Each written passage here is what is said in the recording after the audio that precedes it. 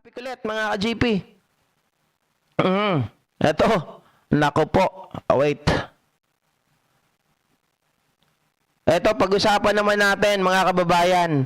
Yung pag-insulto po ni Sara Duterte doon sa NBI. Yung pagbaliwala niya po na hindi pagdalo. Diba? Parang alam natin na pagkakataon na yun eh.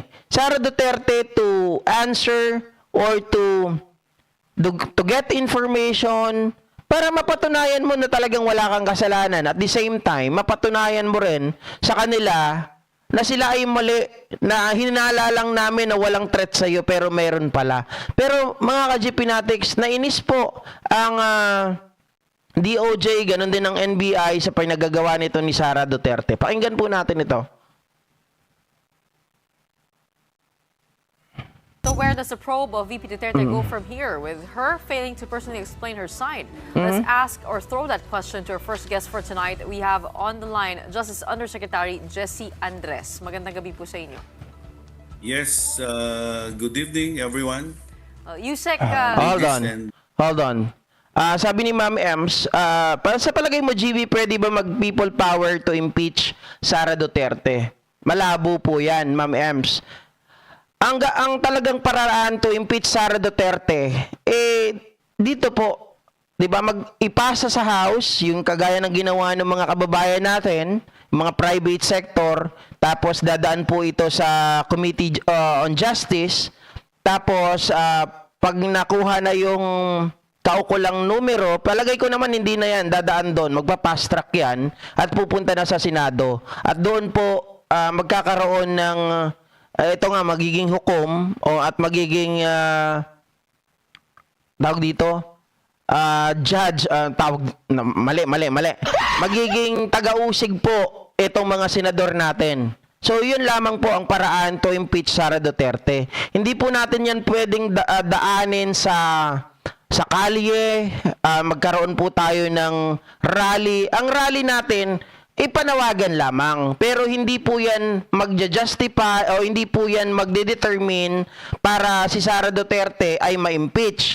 Halimbawa, kahit tayo lumabas, sabihin natin 10 milyon o ilang milyon ang pumunta sa kalye para ipagsigawan na ma-impeach si Sara. Hanggang doon lamang po yan. Pagsigawan lang para ipadinig sa tao, sa gobyerno na gusto natin na ma-impeach si Sara. Pero hanggang doon lang yan. To determine na ma-impeach si Sara Duterte ay sa pamamaraan pa rin ng impeachment case hanggang mapunta po sa Senado, mapagbotohan ng 1/3 at ideklara na impeach na si Sara. Yun lamang po, wala nang ibang paraan. Diba? Impeachment court, Melanie Esguerra. Oh. Opo, wala kasi ako kahapon, Ma'am Eva Narita eh. Oh. Everyone in audience. Yusek, let's go to the recent update. Vice President Sara not regretting what she said about the President, the First Lady, and cousin Martin Romualdez. And her non-appearance at the NBI, sending her lawyer, sinabi niya hindi naman required ito, yung kanyang appearance. Tama po ba yun? And what do you take from her statements? Well, it's very unfortunate that the Vice President did not take advantage of the opportunity to express her side fully to the National Bureau of Investigation so that we can get the complete picture. There were two matters that were supposed to be the subject of the investigation. And first and foremost was also the alleged complaint of the Vice President that there were also threats on her life. The National Bureau of Investigation is also tasked to investigate this kind of matter, a national security matter that involves the life of the Vice President. But she did not want to participate with you guys, di ba? Ayaw niyang makipagtulungan sa inyo. Ayaw nga niyang bitawan yung kanyang mga dokumento daw na meron siya na nagsasabi na meron talagang threat sa kanyang buhay. Sabi ko nga, it's simply lumabas lang ito nung time na siya ay nakapagsalita na ng hindi maganda against the president with FL and the Speaker Martin. So parang wala talaga siyang plano, mga kababayan. Meron pa siyang binanggit kanina na I think this is part of being a vice president of this country, na merong mga ganyan. Kaya binaliwala ko, sabi niya ganon. But the moment that we reach the moment na sabi niya lahat na lang ng mga salita ko ay pinipick up na nila to file a case against me, eh hindi na dapat ako manahimik. Yun ang sinasabi niya. Kaya nagsasalita na ako ngayon. So may mali dito kay Sara Duterte. Kung totoo talaga na meron mga threat sa kanyang buhay, dapat ang unang makaalam ay yung mga agency na pwedeng tumulong sa kanya to secure her life. But the thing is, mga kababayan, lumalabas dito dahil nga sinasarili niya, eh mukhang imaginary nga lang talaga. Diba? Oh. So that exactly we set the investigation for two purposes. And the first one was really to get to the bottom of the alleged threats against the Hindi. vice- Hindi naman sinasabi dito na yung yung hindi pagpunta ni Sara Duterte is against the law, against sa NBI. Ang sinasabi lang ng NBI dito, kung meron kang mga hinaing, meron kang mga dakdak against sa iyong buhay, so why don't you express yourself with us? Bakit hindi mo dito ipadinig para maunawaan ka namin where you coming from? 'Di ba? Para malaman namin saan ba ang pinag-ugatan ng ito. But the fact na hindi ka pumunta, mga kababayan, ay parang inaalis mo na yung karapatan mo na ipahayag kung ano yung mga nalalaman mo for us to help you. Yun ang tinatanggal ni Sara Duterte. Pero nasa batas naman kasi na pwede silang mag-submit ng counter affidavit lang na hindi pumunta yung kanilang ito si Sara Duterte mismo. 'Di ba? Pwedeng ano lang, yung abogado lang tapos yung counter affidavit. Ang problema diyan, mga kababayan, with the counter affidavit yung pambabastos nandoon sa part na sinasabi nila, DOJ, NBI is a bias because it is under, mga kababayan, ng executive, under din ito ng ni Boying Rimulya. 'Di ba? Yun ang sinasabi niya. Na kung titingnan nila ito, ay mukhang hindi nila pag-aaralan mismo, mukhang hindi naman nila bibigyan ng time. Kumbaga, may prejudgment na agad si Sara Duterte na wala kaming tiwala sa kanila. Kaya hindi kami magkikipagtulungan. Bakit kami lalapit? Yun nga yung magulo eh. Gusto mo ng tulong, gusto mo ng simpatsya ng tao, but you don't want to help others to help you. Kailangan kasi tulungan mo yung NBI, yung DOJ, para silang ganon, may pagkuhanan sila ng mga paratang mo. May pagkunan sila ng datos kung ano yung mga nginangaw-ngaw mo sa social media. Otherwise, mga kababayan, paano magsisimula ang mga ito kung wala silang sariling datos, kung wala silang sariling informasyon? Dapat at least kahit papano, alam nila kung saan sila manggagaling. Alam nila kung saan sila magsisimula. And since sa'yo nang galing yan sa bibig mo, ikaw ang dapat natanungin. Para nang sa ganun, mapalawig nila yung ginagawa nilang investigasyon. But perhaps, nakita natin, evasive si Sara Duterte. president, because normally there is a security officer assigned to the office of the vice president. Mami Ems. And this security officer should have registered a police blotter complaint regarding any threat to the principal, to the vice president. And as of this time, we are not aware of such a threat or a complaint in the police blotter with respect to threats on her. Iyon pa yung isang hinahanap ko, mga kababayan. Kasi kung merong talagang existing police blotter, dapat matagal na itong lumabas sa social media. Ang police, imposible na hindi nila ilalabas yan kung merong existing police blotter. 'Di ba? ang isang taong ito ay hindi pangkaraniwan. Pangalawa sa pinakamataas na pwesto sa ating gobyerno. Tapos hindi po yan ito ibabalita. That's very impossible. Oh. Kaya nga nagtataka yung DOJ, NBI, bakit wala silang nababalitaan? Paano mga kababayan? Sa tingin ko lang hindi naman nagpa-blatter talaga si Sara Duterte. Malamang nagpa-blatter lang ito sa social media. Oh.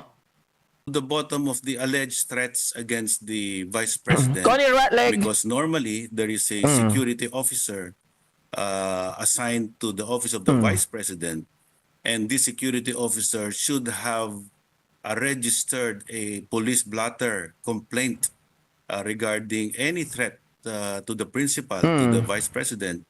Ayun, isa pa. May security officer siya. So, their task, mga kababayan, if ever na meron talagang threat sa buhay ni Sara Duterte, sila ang una, bukod dun sa blatter sa police station, magkakaroon din ng blatter yung ating uniformed personnel. Diba? Yung mga security personnel mismo ni Sara Duterte. At sila din mismo ang magpapahatid nito dyan sa gobyerno. Para malaman nila na ang ating presidente or vice presidente ay merong threat sa kanyang buhay. Pero, bakit hindi aware yung DOJ, yung NBI? Isa lang masasabi natin. Yan ay malamang gawa-gawa lamang.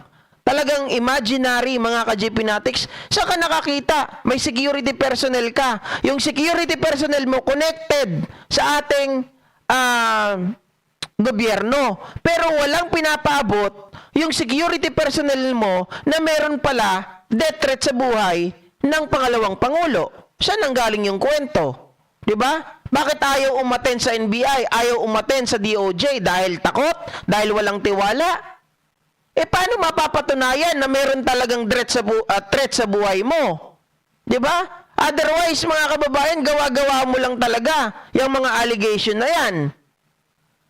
And as of this time, we are not aware of such a threat or a complaint in the police blotter with respect to threats on her. So the second matter that we were supposed to investigate were her utterances that the threats that he gave on the life of the sitting president, the First Lady, and Speaker Martin Romualdez.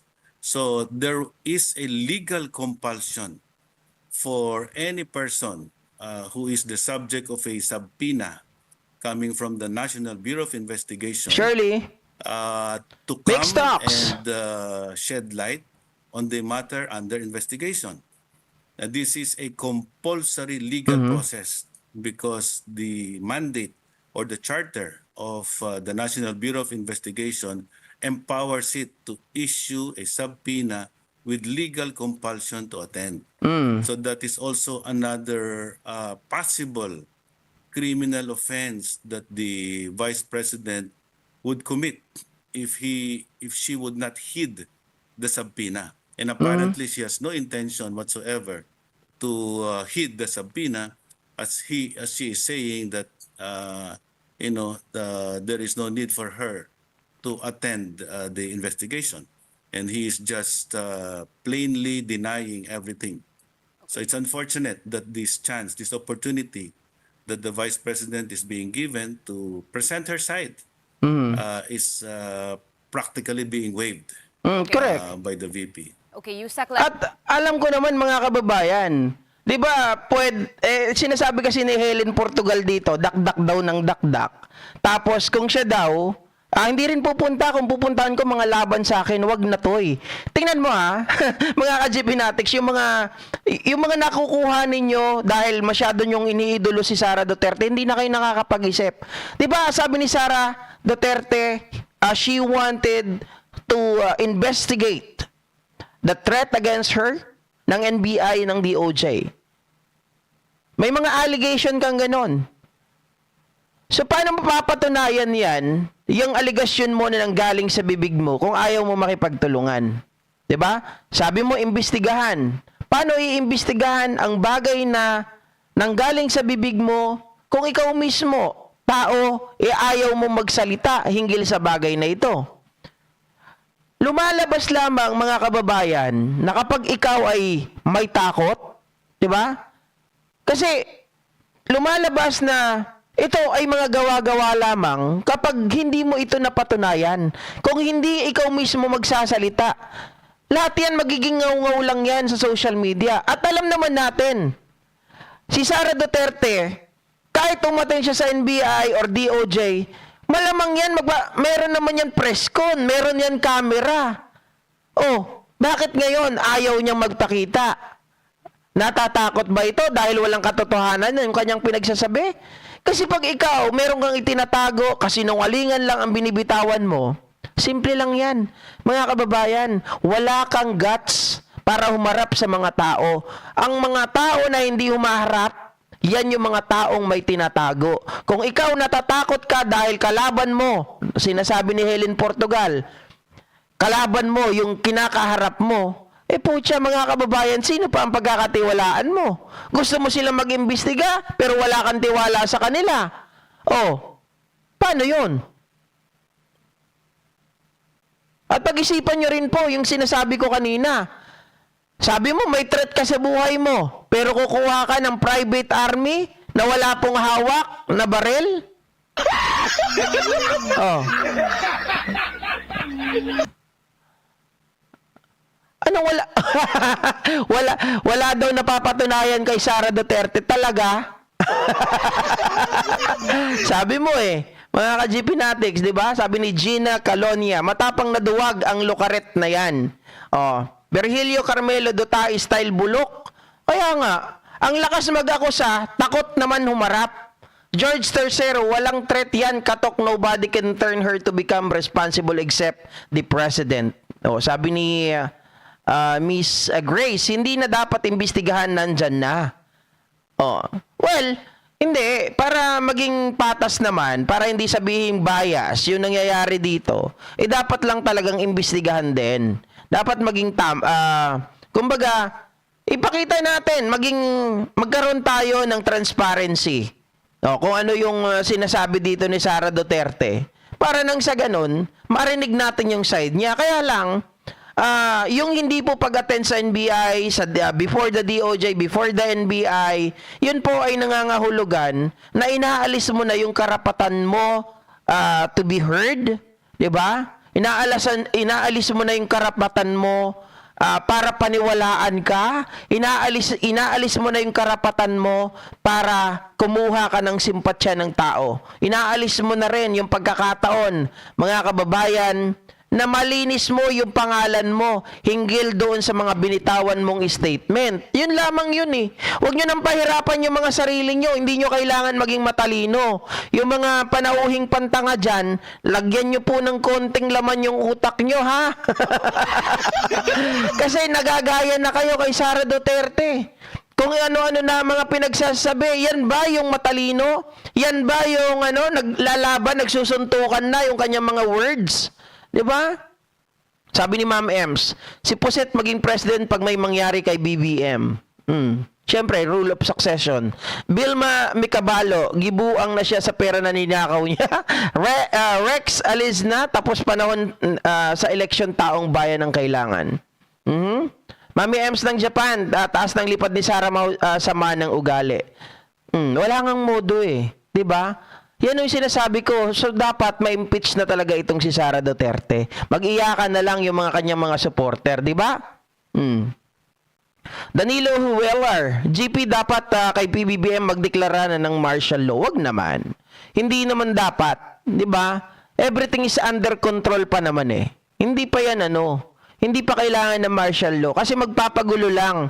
Pag nag-martial law si PBBM, baka siya pa ang ma-impeach. Mga ka-GP Natics, hindi kailangan. Diba? Wala pa naman tayo nakikitang mga kudita, wala pa tayong nakikitang mga nanggugulo talaga. Kasi yung mga nanggugulo nandun sa EDSA, wala naman silang bilang Diba? Bunganga lang nila ang mayroon. Yung bunganga nila, wala ka pa makukuhang maganda Puro mura, galit sa puso. Diba? Nagwawala. Wala kang makuhang matino. So yung mga yun unimportant. So, hindi kailangan ng martial law. Ang kailangan lang natin dito, rule of law. Diba? Kailangan natin ipatupad ang batas, kailangan po nating masunod ang nakalagay sa Constitution, parusahan ang dapat parusahan at panagutin ang dapat panagutin. Kagaya po ni Sara Duterte. Sabi ni Ma'am Grace, nabulok na, hindi ginagamit ang isip. Patay tayo dyan. Franz Winnipeg, for me, matapang si Sara. Sara Sayad, kaya matapang siyang hindi umaten ng any hearing kasi alam niyang hindi siya makukulong. Kaya kaya pa niya kasi ang justice ng Pinas. Hindi. Ako naman yung hindi niya pag-attend, nandun pa yun sa rule of law. Yung hindi niya pag-attend. Kaya lang mga kababayan, ang sinasabi ko nga dito sa hindi niya pag-attend ay hindi naman, parang inaalis niya na yung mga karapatan niya kasi dun sa kanilang counter affidavit, hindi naman dun nakasalaysay yung bawat isa na kailangang tanungin ng NBI, ng DOJ sa kanya. Ang paliwanag lang nila doon, ayaw naming dumalo kasi bias. Hindi yun nagpapaliwanag ng maayos. Bagkos, ini-scrutinize nila ang NBI at ang DOJ. Diba? Imbis na ikaw ay humarap, sagutin mo yung mga aligasyon sa'yo, yung mga paratang sa'yo, ang gagawin mo, i-scrutinize mo ang gobyerno, i-scrutinize mo yung mga taong gustong tumulong sa'yo at mag-imbestiga na sinasabi mo na dapat mag-imbestiga doon sa aligasyon mo. Diba?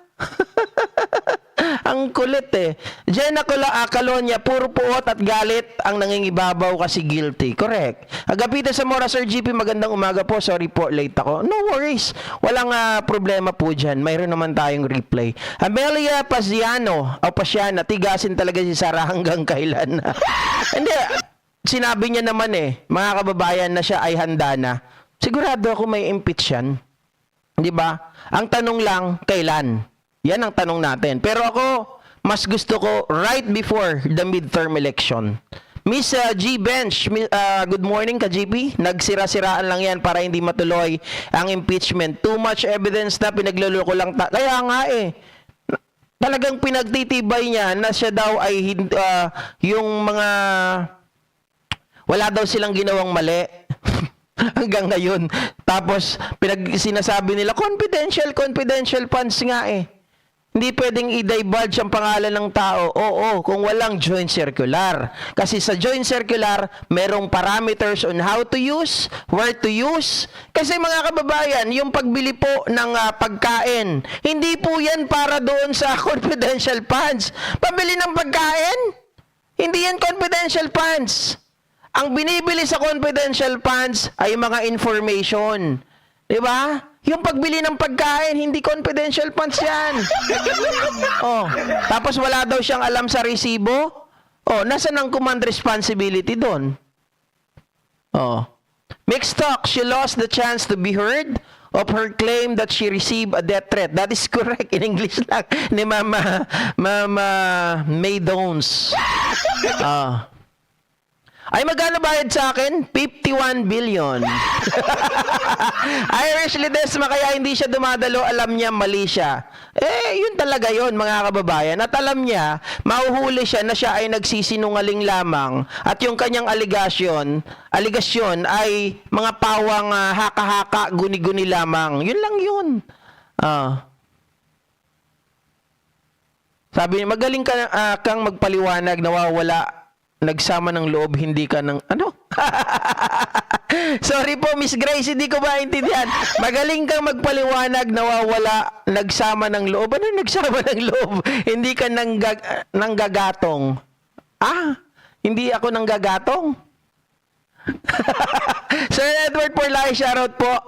Sabi niya, dakil tibulataw na ni BP at da sarili na nga konstitusyon poskultiro pa na nga agpa-press conference dila nga mga ibabain. Hindi raw nahiya, makapal daw ang muka. May sariling konstitusyon itong si BP Inday Sara, mga kababayan. Sally Kapili, she's narcissistic. Rupino Red, shoutout sa'yo. Yung hindi ko mabasa yung kay Miss Grace, magaling kang magpaliwanag, nawawala ang sama ng loob, hindi ka nang gagatong. Hindi naman po ako napipikon dyan sa mga yan, hayaan nyo sila. Diba, yung mga papikon, nakikinabang din po ako dyan. Bakit? Pag nandito po yan, lumalaki po yung views natin. Dina Brainard, impeach that bitch. Oy, galing ata kay Yolo to, no? Anyway, mga kababayan, di ko na isasama yung kay Willie Rebillame. Mamayang gabi na lang siguro yan. Kasi magre-ready pa ako, mag-ano tayo ng Quadcom. Tawag dito, mag-cover tayo ng Quadcom. 9:30 in the morning. Samahan niyo ako, mga kababayan, ha? Sabi ni Hermes Rodriguez Valdez, mag-level up ka naman ng reklamo mo kung hindi mo maintay yung aspiration ng Pangulo, magtanim ka ng palay. Evelyn de la Peña, bastos talaga pamilya Duterte lakay, walang kinikiling ang batas. Quadcom, DOJ, NBI, ginagago niya. Siya sa tatay niyang demonyo. Oo. Lieds, Anthony, hindi bayaran si GP, kayo nila banat bay na mukhang pera ang nagpapabayad. Hindi naman namin kailangan ng bayad, mga kababayan, sa totoo lang eh. Ako, masaya na ako, hindi nga ako rito na, oy, magpakulay kayo, kasi sa views lang, sa totoo lang, sapat na, di ba? Hindi ko kailangan yan. Kasi, hindi mo ma-appreciate yung mga tao na nagmamahal sa'yo kung ang tinitingnan mo lang ay yung kulay ng pera. 'Di ba? Hindi katulad nito, ilang beses ako mawala. Hinahanap ako ng mga tao. Sobrang na-appreciate ko nung nahiga ako doon sa EDSA. Ay Diyos ko, mga kababayan, ang dami nagsabi sa akin. Talagang sila ay naaawa. Hindi naman ako nagpapaawa, 'di ba? Pero talagang napagod yung mata ko that time. Danilo Ordonio, shoutout po. Faustino Dalan, kaya nabudol sa 20 pesos. Just naman, Faustino Dalan, 20 pesos pa rin ang hinahanap mo. Di ba, GP, puro duldog, buyot ni Pusit. Kawaw ti ulo. Dahil niya di kawaw. Ang kumaawatan di kawaw ya. Amelia Pasiana, ado. Liza Pader, good morning. Prem Pamled. BBM Vloggers, tapat at totoong nagmamahal sa ating presidente, hindi nababayaran ng pera. Oo. Pero mga kababayan ha, meron talagang event. Ito, sasabihin ko sa inyo, lahat naman merong event na talagang pag ikaw ay, tawag dito, ikaw ay in-invite. Meron talaga minsan pamasahe. Meron yun, totoo yun. Diba? Kahit naman ang media pag in-invite sila, may pamasahe. 500, ganyan. Meron. Pero yun, syempre, kahit tanggihan mo, hindi ka naman nila, hindi ka naman nila titigilan kapag di mo tinanggap. Diba? Yun ay pamasahe o panggas mo. Meron talaga. Walang problema yun. Oy, Tita Karks, thank you so much sa pag-share ng blessing ang aga. Okay ka na? Okay ka na? May naghahanap pa nga po ng 20 pesos na bigas mixed stocks. Nicole Dalupang, nakakaumay na mukha nila bagulan. Bagulan. Oo. Sabi ni Tita Karks, Faustino Dalan, huwag kang bobo, mainit ang ulo ko. Love you JNK, love you May, love you BMB fam, love you First Squad. O nga no, saan ba yung First Squad? Kaninong grupo yan? BMB kay Nyolo. Kay yung First Squad, di ko po alam. Ma'am Priscilla Kojima, shoutout po. Ohio gozaimasu. Jolilyn Martinez, kawawa, walang laman po. Walang laman.